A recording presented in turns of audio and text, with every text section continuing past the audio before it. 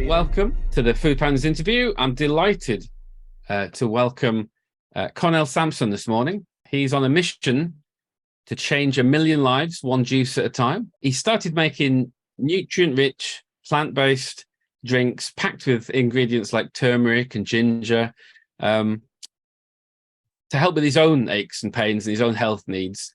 But soon, people were asking him what his secret was, and he was making for friends and family, and Revive was born.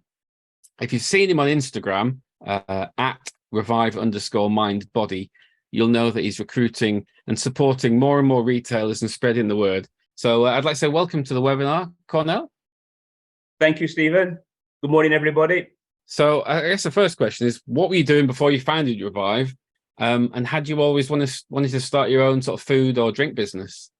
Immediately before starting Revive, I was working in merchant services and utilities. So I was generating inquiries and leads through networking, and then just signing people up on better deals to save money, etc. Revive was never meant to be a business.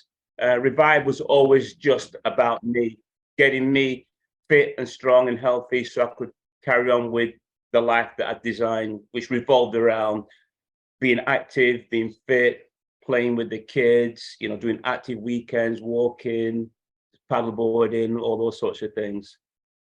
So the mission really came out of your own experience, is that right? Yeah, just for me, purely just for me. So can you tell me a little bit about Revive and the product range? Yeah, so my research showed me that turmeric and ginger were like the number one for relieving inflammation and pain in joints and muscles. So I started off looking for those products. The market is full of products that are synthetic, that are low quality, not very much active ingredient. So after a few months of researching on a process of elimination, I came to the conclusion that my only alternative was to make 100% natural product. So I went on to get some organic turmeric, organic ginger, organic limes, organic black pepper, filtered water, and formulated the drink. Along the journey, or at the very beginning of the journey, you sort of, I say I got sucked in. You meet business coaches, business advisors, and they sort of like have a vision for what your business is going to look like. And they saw my turmeric and ginger drink and said, "Wow, that's great, that's fantastic. What else have you got?" I said, "What do you mean?" He said, "Well, we need to sell more stuff." And so I started thinking about what I had, and I came up with a beetroot and ginger drink. Again, because I'm sporty and active, I wanted something that could enhance my performance. And beetroot has been shown to increase athletic performance by between 2 and 8%. It also has other properties that are really beneficial for people with poor circulation, heart problems, high blood pressure. So there's two markets there. And I was going, yeah, so long story short, I ended up with a second product purely initially because I was egged on by business coaches. I do have a third product, but that came out of my design because I wanted to find a way to get high amount of turmeric and ginger into my body without having to drink a liter every day. And I produce a little blend which we add to absolutely everything: cakes, soups, sauces, gravies, marinated meat, chicken, fish, etc. It's quite a strong flavour. Well, the actual blend, when you mix it into foods, porridge, cereals, scrambled eggs, cheese on toast, it's got a slight peppery and citrusy flavor, but you can't tell it's turmeric. There's only a hint of ginger, and same with the turmeric as well. It's more citrusy, more zesty than more people expect. Yeah, and that's interesting. So what has the customer reaction been like? How have you gone about did you do tests? At the very beginning of my journey, I thought I need some help. So I signed what we call our local Boost Lancashire Business Support. They directed me to Lancaster University. So I took a couple of their modules with the Lancaster Health Innovation Campus, and a couple of the modules help you identify your perfect customer, your customer avatar. And from my own personal experience, then working through the course, my ideal customer was somebody who had a pain or discomfort, muscles and joints. They'd tried other products with little success. They'd done plenty of research, and that money was not an objection. So that was my ideal client avatar. And what I actually found was when I offered my product to people, very rarely did they ask me how much it was. They just wanted something to get them better again so they could carry on with the rest of their life. Just over a year ago, this time last year, like this August, September, I went onto Rottenstall Market, local village, market village market, set up my turmeric and ginger display, thinking that this was not the ideal place to meet my client, but I was proven so wrong. Even if people came with a budget for that day and couldn't afford it on that day, 99 out of 100 came back the following day or the following week, bought a litre pouch and went away. So I spent 3 months on the market, and that was the perfect market research period that you could ever go through. They talked about the packaging, about the taste, about the presentation, about the product. I just gathered so much information, just pure gold, and I was making sales as well. Absolutely. So you spent a lot of time talking to, people passing by, sort of thing, and yeah. So because what I did at first was put little samples on the bench with a couple of banners and some pictures, and it just started the conversation.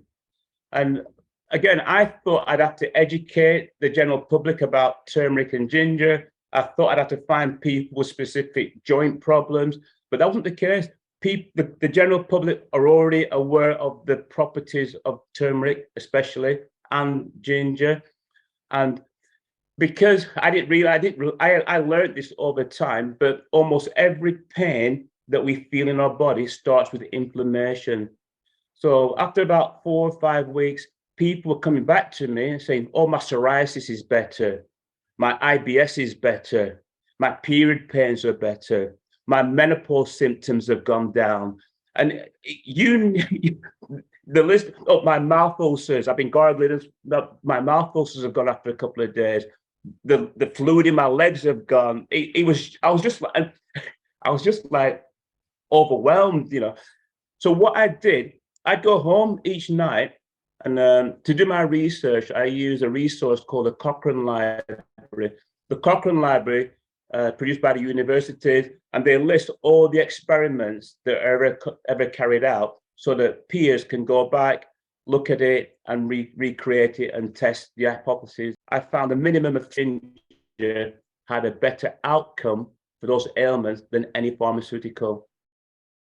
So now when I talk to people, I just say, have you got a pain? Do you have an inflammatory condition? Doesn't matter what it is, try this. And they all come back within 2 or 3 days telling me they notice differences. Is the product effectively the same recipe as it was when you started, or have you developed it? It's pretty much the same. It's the same recipe. I do have an engineering background, so it's my own recipe, and it's also my own unique way of preparing the product as well. Because again, I looked at how other people were producing their products.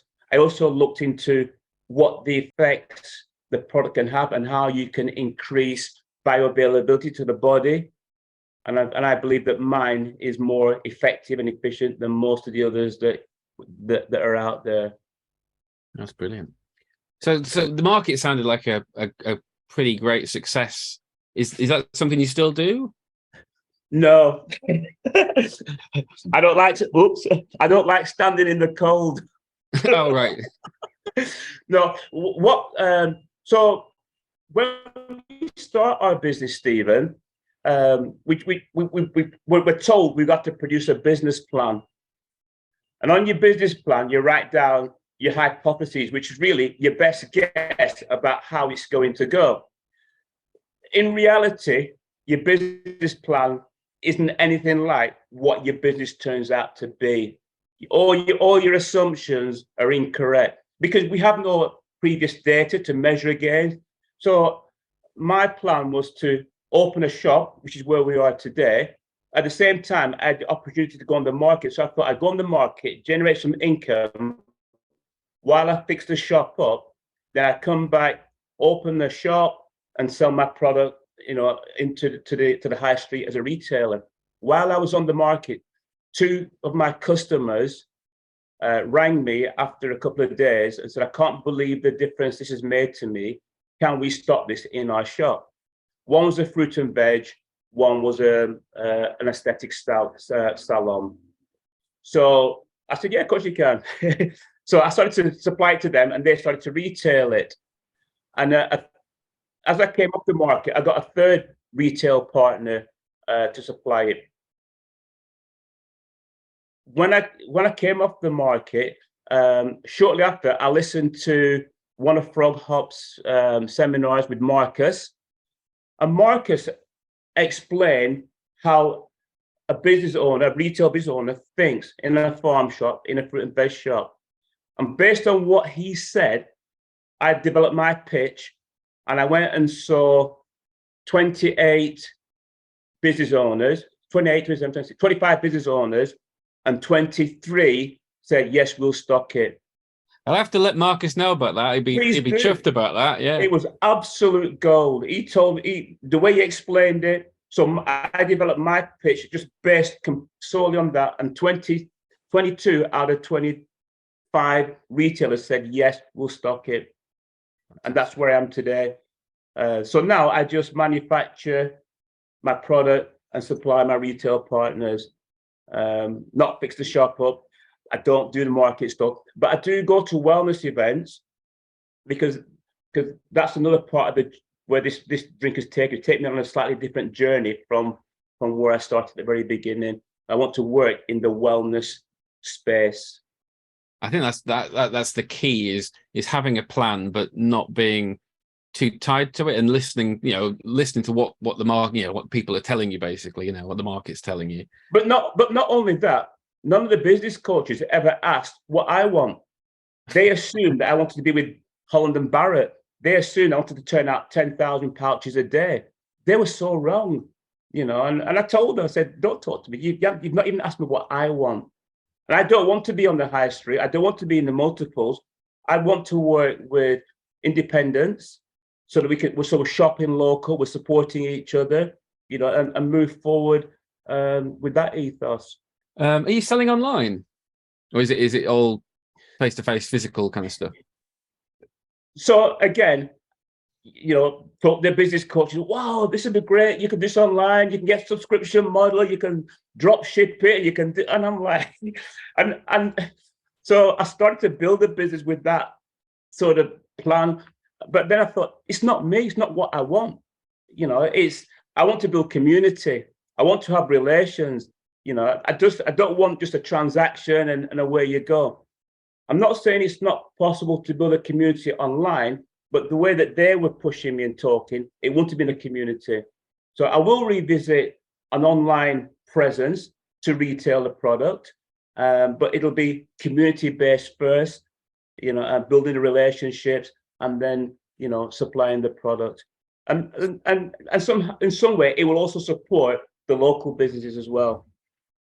So is the plan to kind of expand locally from, in your area in terms of your geographical coverage? Is that the aim? Yes, it is, because what's happened, I started very local, and it's gradually moved out. But I'm now getting calls, from Scotland, from London, from over in Yorkshire. People say, "We've heard about your product, we've seen your stuff. How can we get it?" So I have been sending it out to them by courier.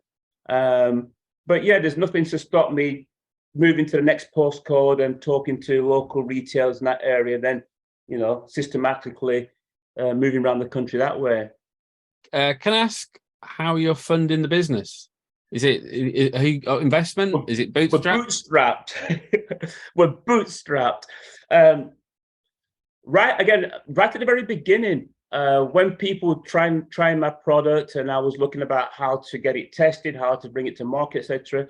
2 or 3 individuals came to me and said, "We'd like to invest. We'd like to invest. We'd like to invest." Which surprised me at first. The other thing was, I want to keep control, and not because I'm selfish, but at the same time I was listening to, well, a business coach said, you need to get somebody to start manufacturing it for you, so you can do it at scale. So I went to see a manufacturer, gave him my recipe, and he produced a drink. And when I came back a few weeks, and he was going to test it as well, shelf life testing and all of that. When I went back to see him a few weeks ago and he showed me the drink, I said, "That's not my drink." When I tasted it, I said, "This is definitely not my drink." And he argued with me that it was, but it turned out he changed the recipe to try and make it cheaper and more profitable. At the same time, I was listening to a podcast by a guy called GT Dave, who started a kombucha business about 25, 30 years ago. And he talks about his journey and his story, and how, as his product gained popularity, more and more stores were stocking it. He was being approached by drinks companies, drinks manufacturers who wanted to invest or buy his business. But each one kept saying to him, "We need to make it cheaper. We need to make it sweeter so more people will like it," etc. He refused to partner with them, kept his product authentic, and he's now the world's biggest kombucha distributor, manufacturer, outside of Pepsi and those big giants. Yeah. But he talked about, he's kept control of his business and he's controlled the quality. And that's where I see myself. At the moment I manufacture it, and if and when I start to have staff, or I don't know, share the business, I could license, I could franchise, I could. There's lots of options that I could do with it, but essentially I will keep control to maintain the delivery of the product. Because if it changes, then the results that the end user get changes. Yeah. We don't want that, So it's not about the profit. It's about the value and benefit that it gives to people. I did notice, I think somewhere on the website, you do a crowdfunder. Yeah. And again, you listen to a business advisor and a business coach. "Oh, you need to invest. You need this equipment. You need that." And I'm thinking, well, where am I going to get that from? I essentially only needed a few £100s, which I could put together myself, which I did. Yeah. So we did the crowdfunder, and we made it a rewards-based crowdfunder. I did get a few £100, which I exchanged for a product. But to be honest, Stephen, I didn't need the investment. When I realized that I didn't need these advisors, then I just got on with it. But what does the team at Revive look like? What is pretty much everything in-house, or? Yeah, so I have what you probably call freelancers, but they're so integral to what I did. So I have Catherine, who's Quality Time PA Services. She was fantastic. She found the shop premises. She got me the gig on the market. She found a couple of clients and customers for me. Just organizes me, does admin, business support. But she also introduced me to Sam Gadd of Other Studio, who did the Revive branding and designs. And she introduced me to Dan. His business is called Chasing Flags. And Dan, he teased out my story, put together my marketing journey and my plan. And all three of them are still involved in the business on a weekly, if not daily basis, on updates, where we're going, what the next steps are. So yeah, so that's what the team Revive looks like. And as we move forward, I will co-opt other people into the business to help. Do you remember how you found Frog Up and decided to work with us? After my experience with the drinks manufacturer, I still know I needed to test. I asked a couple of people in my network, and they directed me to the council, to Lancashire County Council for one. and then I did a bit of a search online. None of the people got back to you. Nobody returned your calls. When you talked to them, told them what you're doing, they weren't really helpful. So I think I was doing another search, and I found Frog Hop in a search, and I made the call, and I got a reply straight back. Then I got a follow-up from Joe, and then I booked a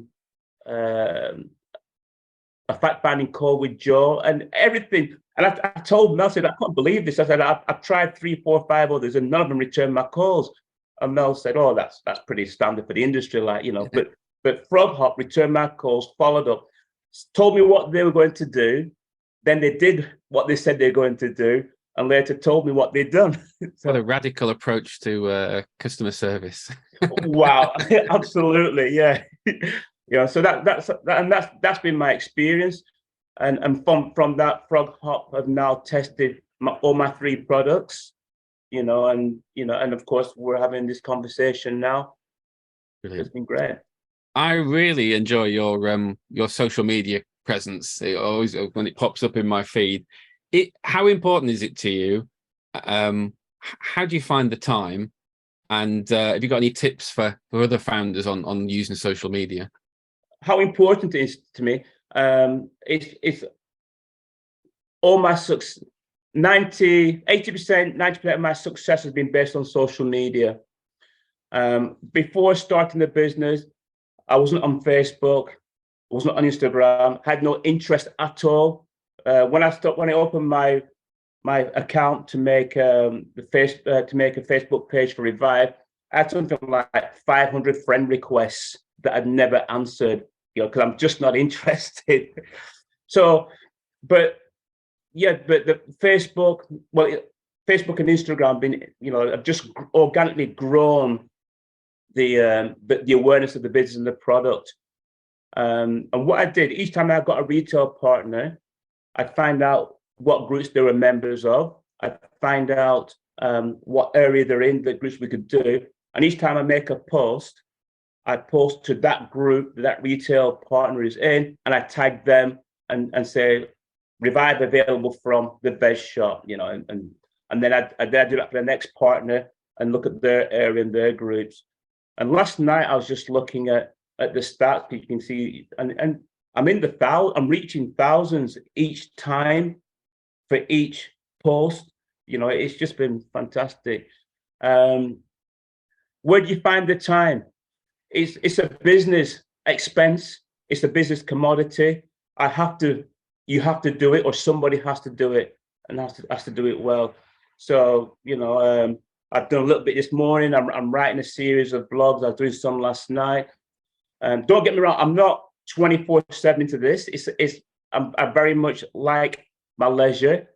You know, I like to keep active, I like to keep fit, I like to socialize, you know, I like to go out, and I like to spend time with family. So it's not all consuming, but I do slot times out for it and try and be effective and efficient when I'm doing it. So it's been massively important. You have to make the time. And what I would say was that it's taken from last year to maybe 2 or 3 months ago to find my style that people resonate with in delivering my content. You know, getting confident with what I'm doing, how I'm going to do it, etc. So what I did at the beginning to get me here won't be what I do in the future to improve the business. And if as business owners, as entrepreneurs, as startups, if we can remember that, then we'll be all right. You know, you look at somebody, you know, I didn't start doing what I'm doing here. I started over there somewhere, and it's been a learning process, a practice process, seeing what works to get me to this point now.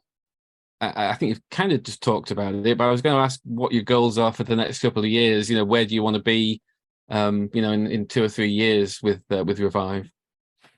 Okay, so there's a few little targets.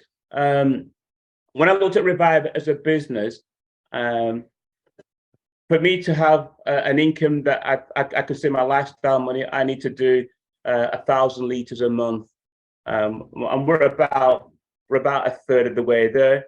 I've just slowed with my looking for retail partners while I scale up my production side.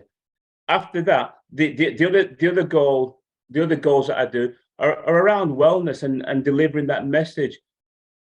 It really, I go to wellness events and I'm talking to a room and I say, hands up, everybody. They'll put their hand up. I said, are you or somebody you know suffering from pain or inflammation in the body? And 95, 96, 97% of the room leave their hands up. That's the size of the problem that we have in society today. And on the market, it is the same. Almost everybody that stops said, oh yeah, this hurts, that hurts, I'm feeling this, I'm feeling that. So I feel we need to educate each other and find out what's causing it and what we can do to start to help ourselves get better. I'm trying to find the model that suits me to do that. And one of the ways I'm doing that is to partner with other wellness practitioners. And once we get an inquiry, the Revive product is great for starting the conversation. Right, you've had that, you felt a bit of relief. What other changes can you make in your life that will carry on with the improvement?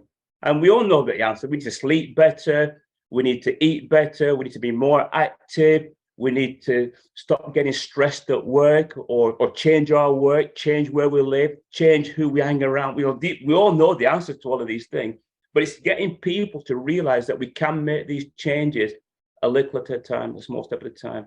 So I think that's going to be my route for Revive. We're on a mission to change 1 million lives, one juice at a time, but I'm going to need a little bit of help with other people to do that. Fantastic. That's fascinating stuff, Cornell. But thanks for your time. Thanks so much for joining us. If anyone wants to try Revive for themselves, well, actually, no. I was going to say go online, but actually, you're going to have to hot-foot it up to the Rotenstall area. Well, we have spread out a little bit. We are in Chorley, we're in Garstein, we're in a few other towns in and around. But if you do contact me, I can arrange to send it out by courier, but I don't mind doing that. So the website is www.reviveyourself.life. And thanks again, Cornell, for joining us. My pleasure, Rich. Thanks for having me on. The webinar that Cornell mentioned that Marcus Carter presented for us is on the website. So if you go to froghop.co.uk/resources, you'll find it in there under sales and marketing, I believe. And the previous podcasts are all available at froghop.co.uk/podcast. And we're back with one more before Christmas on the 16th of December. Monica Martini from Be 100% is joining me, and you can save your place at froghop.co.uk/kitchen. And again, thank you, Cornell. It's just fascinating story. And lots of really good advice, I think, as well for other founders. So thanks for your time. Bye for now.